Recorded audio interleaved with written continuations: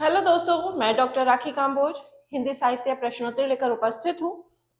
जैसा कि आप सभी जानते हैं, यूपीएचएससी परीक्षा 18 अप्रैल को हिंदी हमारे विषय की होनी है।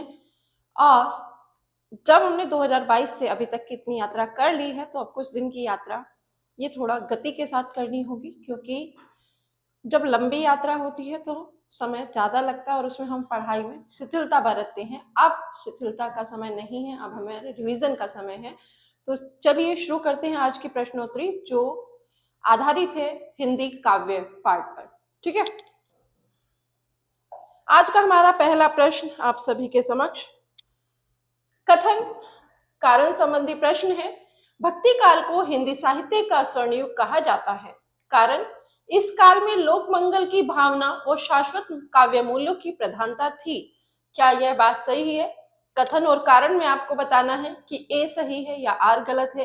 ए गलत, आर सही। ए और आर दोनों सही हैं और आर ए की सही व्याख्या करता है, या दोनों सही हैं लेकिन व्याख्या नहीं करते। तो आपको बताना है, फिर से प्रश्न को पढ़ लीजिए। कथन कारण के प्रश्नों को थोड़ा सावधानी से पढ़ना चाहिए, क्योंकि जब परीक्षा में प्रश्न आता है तो जल्दबाजी में हम या तो व्याख्या करता है यह लगा देते हैं या व्याख्या नहीं करता है। जब एक गलत और दूसरा सही होता है तो वो तो आपको पता ही है कि ए और ए सही है, आर गलत है, ऐसी स्थिति हो तो ये स्पष्ट है। लेकिन इन दोनों में बहुत ध्यान से उत्तर करना होता है कि व्याख्या करता है या नहीं करता। ठीक है, तो यहाँ आपको बहुत ध्यान से जो प्रश्न का उत्तर करना है वो करना है। ध्यान दीजिए, भक्ति काल को हिंदी साहित्य का स्वर्ण युग कहा जाता है। बिल्कुल कहा जाता है। और किसने कहा है? ग्रियर्सन ने कहा है हिंदी साहित्य भक्ति काल को हिंदी साहित्य का स्वर्ण युग। वहीं श्याम सुंदर दास ने भी कहा है हिंदी भक्ति काल को साहित्य का स्वर्ण युग। ठीक है, तो ये बात तो स्पष्ट है, क्योंकि इसके लिए हमारे पास दो साहित्यकारों के कथन उपलब्ध हैं, जिससे इसकी पुष्टि होती है। इस काल में लोक मंगल की भावना और शाश्वत काव्य मूल्यों की प्रधानता थी। तो याद ध्यान दीजिए कि कबीर की बात करें या तुलसी की बात करें तो किसकी बात करें? लोक मंगल की ही बात कर रहे हैं। तो यानी कि जो पहला कथन है, ये दूसरे कथन पर जो आर है वो ए की व्याख्या करता है। क्यों? क्योंकि लोक मंगल की भावना और शाश्वत काव्य मूल्यों की प्रधानता इस युग में रही है, भक्ति काल में रही है। तो आर ए की व्याख्या करता है, क्योंकि ए की व्याख्या इसलिए करता है क्योंकि वो स्वर्ण युग इसीलिए है क्योंकि इसमें लोक मंगल और शाश्वत काव्य मूल्यों की प्रधानता रही है। तो हमारा उत्तर क्या हो जाएगा? ए और आर दोनों सही हैं और आर ए की सही व्याख्या करता है। ठीक है,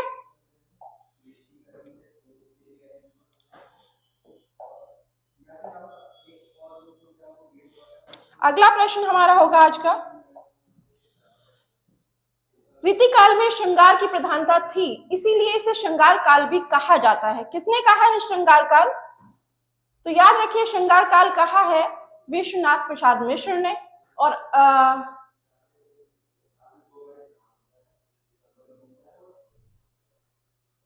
अलंकृत काल किसने कहा है? अलंकृत काल कहा है मिश्र बंधुओं ने। ठीक है, तो श्रृंगार काल किसने कहा? विश्वनाथ प्रसाद मिश्र ने। और इसी को श्रृंगार काल भी कहा जाता है। और श्रृंगार काल किसने कहा है? श्रृंगार काल कहा है विश्वनाथ प्रसाद मिश्र ने। और अलंकृत काल कहा है मिश्र बंधुओं ने। ठीक है, रीति काल में श्रृंगार की प्रधानता थी, इसलिए श्रृंगार काल भी कहा जाता है। बिल्कुल सही बात है, श्रृंगार की प्रधानता रही है। कारण है, इस काल के कवि केवल दरबारों तक सीमित थे और उनका उद्देश्य केवल मनोरंजन करना था। तो याद रखिए, जब ये बात आती है कि वे दरबारों तक सीमित थे और उनका उद्देश्य केवल मनोरंजन करना था, तो ऐसा नहीं है। मनोरंजन करना ही उनका उद्देश्य नहीं था। अगर ये बात देखें तो रीतिकाल के इसमें सभी कवि शामिल हैं।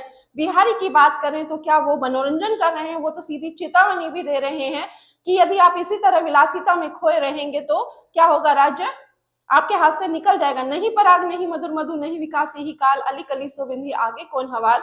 ये कहते हुए तो ये जो बात है इसका स्पष्टता पूर्णतः नहीं होती है। तो इसीलिए हम कहेंगे कि इसमें ए सही है, श्रृंगार काल कहा गया है क्योंकि श्रृंगार काव्य की प्रधानता रही है। लेकिन आर पूर्णतः सही नहीं है, तो आर हमारा क्या हो जाएगा? गलत हो जाएगा और हमारा उत्तर हो जाएगा बी। ठीक है, अगला प्रश्न है हमारा, छायावाद व्यक्तिनिष्ठ भावभूमि पर आधारित काव्य है। क्या है? छायावाद व्यक्तिनिष्ठ भावभूमि पर आधारित काव्य है, कारण इसमें स्वयं यानी मां की अभिव्यक्ति को महत्व दिया गया है। जब बात करते हैं छायावाद की, तो छायावाद के जो कवि हैं उनमें मां की यानी स्वयं की अभिव्यक्ति की प्रधानता रही है। बिल्कुल आप देखेंगे सबने अपने जो उनके परिवेश में घटित है उसको तो वर्णित किया, वहीं उनका जो स्व में चल रहा है, उनके साथ जो घटित हो रहा है उसको भी वो व्यक्त कर रहे हैं। ठीक है, चाहे आप प्रसाद की बात कर लें, चाहे आप निराला की बात कर लें, चाहे पंत की बात कर ले या महादेवी वर्मा की बात कर ले, इनके काव्य में इनकी अभिव्यक्ति हमें दिखाई पड़ती है। इसीलिए यहाँ कहा गया कि छायावाद व्यक्तिनिष्ठ भावभूमि पर आधारित काव्य है, क्योंकि इसमें स्व यानी मैं की अभिव्यक्ति को महत्व दिया गया है। तो दोनों कथन सही हो जाएंगे। क्या हो जाएंगे? दोनों कथन सही हो जाएंगे। ठीक है। मुक्ति बोध की कविताएं फैंटेसी पर आधारित हैं। बिल्कुल अंधेरे में हम पढ़ते हैं, भ्रम राक्षस पढ़ते हैं, तो फैंटेसी पे हमें इनकी जो कविताएं हैं वो दिखाई पड़ती हैं। कारण फैंटेसी के माध्यम से कवि अनुभव की जटिलता को फैंटेसी के माध्यम से कवि अनुभव की जटिलता को व्यक्त करता है। तो यदि हम यहाँ देखते हैं मुक्तिबोध की कविता फैंटेसी पर आधारित है और फैंटेसी के माध्यम से कवि अनुभव की जटिलताओं को व्यक्त करता है, ये बात सही है। दोनों ही कथन सही हैं, तो हो जाएगा ए और आर दोनों सही हैं। ठीक है, अगले प्रश्न की ओर बढ़ते हैं। कामायनी से संबंधित प्रश्न है। कामायनी को मानवता का मनोवैज्ञानिक इतिहास कहा जाता है। कामायनी को मानवता का रसात्मक काव्य किसने कहा है? तो जब हम बात करते हैं मानवता का रसात्मक काव्य, नंद दुलारे बाजपेयी कहते हैं। और यहाँ बात की गई कामायनी को मानवता का मनोवैज्ञानिक इतिहास कहा जाता है, कारण प्रसाद ने इसमें मानवीय संवेगों और चेतना के विकास का चित्रण किया है। बिल्कुल सही बात है, इसमें मानवीय संवेग भी है और चेतना के विकास का भी चित्रण किया गया है। कामायनी की शुरुआत कहाँ से होती है, किस सर्ग से होती है? चिंता से। हिमगिरी के उत्तुंग शिखर पर बैठ शिला की शीतल छां, एक पुरुष भीगे नैनों से देख रहा था प्रलय प्रवाह, नीचे जल था ऊपर हिम था, एक तरल था एक सघन, एक तत्व की ही प्रधानता। तो इस तरीके से ये जो है चिंता सर्ग शुरू होता है हिमगिरी के उत्तुंग शिखर से। ठीक है, और फिर जब इसके अन्य सर्गों की बात करते हैं तो इसमें 15 सर्ग हैं कामायनी में, और 15 सर्ग के साथ साथ जब इन सर्गों का क्रम भी आता है तो चिंता, आशा, श्रद्धा, काम, वासना, लज्जा, कर्म, ईर्षा, ईड़ा, स्वप्न, संघर्ष, निर्वेद, दर्शन, रहस्य, आनंद, ये इसके 15 सर्ग हैं जो आपको याद रखने हैं। क्रम पूछा जाता है, क्रम से ही आएंगे। ठीक है, तो यहाँ जब हम बात कर रहे हैं मानवता का मनोवैज्ञानिक इतिहास कहा जाता है, ये बात सही है। और प्रसाद ने इसमें मानवीय संवेग और चेतना के विकास का चित्रण किया है, ये बात भी सही है। तो उत्तर हो जाएगा हमारा बी। ठीक है, अगला प्रश्न है, मोह को काहे ढूंढे रे बंदे, मैं तो तेरे पास में। मोह को कहां ढूंढे रे बंदे, मोह तो तेरे पास में, ये पंक्ति किसने कही है? तुलसीदास, कबीरदास, रैदास या गुरु नानक, किसकी पंक्तियों से ली गई है? तो ये पंक्ति है, मोह कहां ढूंढे रे बंदे, ये कबीरदास ने कहा है, मैं तो तेरे पास में। ठीक है, देखिए पंक्ति संबंधी जब आपसे पंक्तियों से प्रश्न पूछा जाता है तो पंक्ति पे सीधे ही बात करनी होगी, इसमें हम इधर उधर से कोई बात नहीं कर सकते, तो सीधे ध्यान रखना है। स्वयं सजे होकर अशोक जाओ वीर तुम रण को, और लंबी बात करने का अब समय नहीं है क्योंकि परीक्षा में 1 हफ्ता बचा है, तो इसीलिए ये भी दूसरा कारण है। स्वयं सजे होकर अशोक जाओ वीर तुम रण को, यह पंक्ति किस रचना से है? साकेत, यशोधरा, भारत भारती या कामायनी? स्वयं सजे होकर अशोक जाओ तुम रण को, यह पंक्ति अगर हम देखते हैं तो ये है साकेत से। ठीक है, किससे है? साकेत से। जाकी रही भावना जैसी प्रभु मूरत देखी तिन तैसी, ये पंक्ति बहुत सुनी होगी, लेकिन जब हमारे काव्य में आती है तो हमसे रचनाकारों के नाम पूछता है, ये कही किसने, लिखी किसने है, तो वहां हमें ध्यान रखना। जाकी रही भावना जैसी प्रभु मूरत देखी तिन तैसी, सूरदास, तुलसीदास, मीराबाई या नंददास? तो ध्यान रखिए ये बात कही है तुलसीदास ने, जाकी रही भावना जैसी प्रभु मूरत देखी तिन तैसी। तुम भूल गए पुरुषोत्तम मोह जनन स्त्री जाति का कठिन दुख, तुम भूल गए पुरुषोत्तम मोह जनन स्त्री जाति का कठिन दुख, यह पंक्ति किसकी है?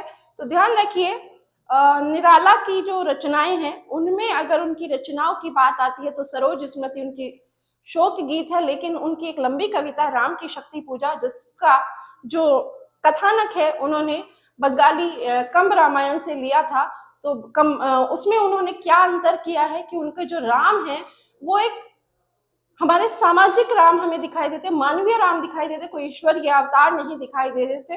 जैसे मानव बाधाओं को देखकर हताश होता है, निराश होता है, वैसे ही निराला के राम होते हैं। तो ये जो पंक्ति है इस पे बात करते हैं, तुम भूल गए पुरुषोत्तम मोह, जनन स्त्री जाति का कठिन दुख। ये पंक्ति भी किससे है? निराला की शक्ति पूजा से ही है। ठीक है। निराला की शक्ति पूजा शुरू कहां से होती है? किस पंक्ति से? रवि हुआ अस्त ज्योति के पत्र पर लिखा अमर। ये ध्यान रखिएगा, कभी कभी ये पूछ लिया जाता है। प्रसाद की निम्न रचनाओं का सही क्रम बताना है। अभी मैंने कामायनी के सर्ग का क्रम बताया था, लेकिन यहाँ प्रसाद की रचनाओं का क्रम पूछा गया है। तो याद करें, कामायनी कब लिखी गई? 1935 में, आंसू 1925 में, लहर 1933 में और झरना 1918 में। इस तरीके से आप देखेंगे कि इनका एक क्रम बन रहा है। क्या? झरना, आंसू, लहर और कामायनी। तो हमारा उत्तर क्या हो जाएगा? बी हो जाएगा। ठीक है। तो प्रसाद की रचनाओं का क्रम क्या है? झरना, आंसू, लहर, कामायनी। इनकी अन्य रचनाएं हैं, लेकिन यहाँ हमने इन पे बात की है। निराला की निम्न कृतियों का प्रकाशन। अब निराला की कृति आ गई। निराला की कृतियों का एक क्रम हमें याद रखना होता है, वो क्या है? जब बात करते हैं अनामिका, परिमल, गीतिका, तुलसीदास। तुलसीदास इनकी लंबी कविता है और इसमें तुलसीदास को ही इन्होंने प्रस्तुत किया है एक महाकाव्य के रूप में। इस यहाँ तुलसीदास रचना को उनके जीवनी के रूप में प्रस्तुत किया, उनके संघर्षों को यहाँ प्रस्तुत किया है और इसका जो समय है वो 1938 है। ठीक है। तो यहाँ हम देखेंगे इनकी जो रचना है यही अनामिका, परिमल, गीतिका, तुलसीदास, ये इनका क्रम है। पंत की निम्न काव्य कृतियों का सही क्रम क्या है? अब पंत की पूछी, देखो प्रसाद का आ गया, निराला का आ गया, पंत की पूछी है। पंत का क्या है? उच्छ्वास, ग्रंथि, पल्लव और गुंजन। यही इनका क्रम है, उच्छ्वास, ग्रंथि, पल्लव और गुंजन। ये याद रखना है। पल्लव का समय अधिकतर पूछ लिया जाता है, 1926 है। ठीक है। सूरदास की किस रचना में दृष्टकूट पदों का संग्रह है? सूरदास की मुख्यतः 3 रचनाएं मानी जाती है, सूरसागर, सूर सारावली और साहित्य लहरी। यहाँ प्रश्न है दृष्टकूट पदों का वर्णन किस रचना में है? तो याद रखिए, सूरदास की दृष्टकूट पदों का वर्णन साहित्य लहरी में है। किसमें है? साहित्य लहरी में है। एक प्रश्न ये भी बनता है कि भ्रमर गीत किस रचना के अंतर्गत लिखा गया है? अगला प्रश्न है, बाप बेटा बेचता है भूख के डर से। बाप बेटा बेचता है भूख के डर से, यह प्रसिद्ध पंक्ति किसकी है? केदारनाथ अग्रवाल, नागार्जुन, त्रिलोचन या रांगे राघव। तो जब बात आती है बाप बेटा बेचता है भूख के डर से, ये पंक्ति जो है ये नागार्जुन की है। किसकी है? नागार्जुन की। और नागार्जुन कैसे कवि हैं? प्रगतिवादी या प्रयोगवादी या छायावादी? तो याद रखिए, नागार्जुन प्रगतिवादी कवि हैं और इनकी 2 जो रचनाएं, कविताएं हैं काफी प्रसिद्ध रहती हैं। एक है अकाल और उसके बाद, दूसरा बादल को घिरते देखा है। ठीक है। मैंने विदग्ध हो जान लिया, अंतिम रहस्य पहचान लिया, प्रयोगवती काव्य की यह पंक्ति किसकी है? मैंने विदग्ध हो जान लिया, अंतिम रहस्य पहचान लिया, अज्ञ, मुक्तिबोध, धर्मवीर भारती या नरेश मेहता। तो कौन कहता है कि मैंने अंतिम रहस्य पहचान लिया? ये कहते हैं अज्ञ, प्रयोगवादी कवि। और प्रयोगवाद का प्रवर्तक भी अज्ञ को माना जाता है। इन्होंने प्रयोगवादी कवियों को कहाँ स्थान दिया? तार सप्तक के अंतर्गत, सप्तक के अंतर्गत दिया। लेकिन पहला जो सप्तक इन्होंने शुरू किया था तार सप्तक, उसमें 7 कवियों का वर्णन, और ये कब शुरू किया था? 1943 ईस्वी में। इन्होंने 4 सप्तक शुरू किए। पहले सप्तक के साथ पहला नहीं लगा, तार शब्द जोड़ा है। दूसरा सप्तक 1951, तीसरा सप्तक 1959 और चौथा सप्तक 1989। ठीक है। तो इस तरीके से आप देखेंगे कि इन्होंने 4 सप्तक, लेकिन क्या चारों का संकलन इन्होंने किया? तो इनके संकलन करता आपको ध्यान रखने किसका किसने किया है। ठीक है। जैसे चिंतामणि शुक्ल का निबंध संग्रह है, लेकिन उसके निबंध संग्रह जो 4 भाग में, उनका संकलन किस किसने, संपादन किस किसने किया, ये आपको ध्यान रखना है। ठीक है, संपादनकर्ता। तो यहाँ इसका उत्तर आपको मिल गया। मैंने विदग्ध को जान लिया, अंतिम रहस्य पहचान लिया। किसने कहा? अज्ञे ने कहा। मैं प्रयोगवाद का अगुआ नहीं पिछलगुआ हूं। अज्ञे जो प्रयोगवादी कवि है, उन्हें नई तार सप्तक के अंतर्गत रखते हुए उन्हें नई राहों का अन्वेषी कहते हैं। वो उसके साथ वाद शब्द नहीं जोड़ते, वो उसे प्रयोग कहना चाहते हैं, लेकिन बाद में उसका नाम प्रयोगवाद पड़ता है। लेकिन जब वो तार सप्तक के कवियों की बात करते हैं तो उन्हें नई राहों के अन्वेषी कहते हैं। वैसे ही जब बात करते हैं आगे, तो कुछ जब समर्थक होते हैं तो कुछ विरोधी भी होते हैं और कुछ उनके साथ चलने वाले होते हैं। उससे अपनी विचारधारा को अपने शब्दों में रखते हैं। यहाँ कौन रख रहा है? प्रयोगवाद का अगवा नहीं पिछलगवा हूं, यह कथन कहा था अज्ञे ने, दिनकर ने, मुक्तिबोध ने या जगदीश गुप्त ने। तो याद रखिए, मैं प्रयोगवाद का अगवा नहीं पिछलगवा हूं, ये बात दिनकर कहते हैं, रामधारी सिंह दिनकर। ठीक है। संस्कृति के 4 अध्याय किसका ग्रंथ है? तो संस्कृति के 4 अध्याय से प्रश्न बनता है उसकी अनुक्रमिका से। ये याद रखिएगा, उसकी अनुक्रमिका। मैं कल की क्लास में एक बार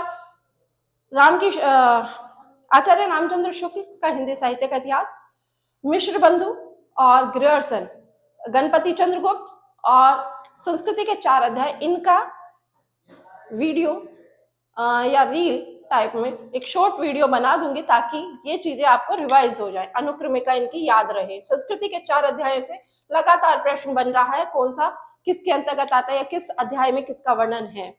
ठीक है। तो यहाँ ये किसका हो जाएगा? आज नदी बिल्कुल उदास थी, सोई थी अपने पानी में। क्या है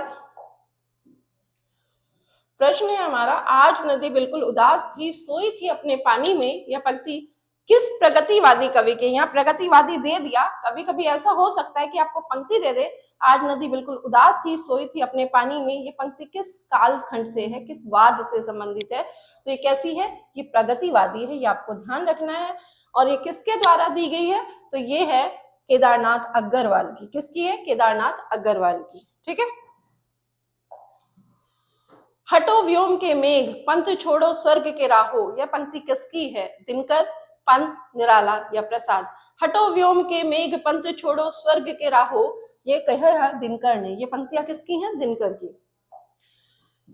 प्यार का नाम ले लो कि दुनिया बदल जाएगी, प्यार का नाम ले लो कि दुनिया बदल जाएगी, यह पंक्ति किसकी है? रांगे राघव, केदारनाथ अग्रवाल, शिवमंगल सिंह सुमन या त्रिलोचन? तो याद रखिए, प्यार का नाम ले लो कि दुनिया बदल जाएगी, ये पंक्ति है शिवमंगल सुमन की, शिवमंगल सिंह सुमन।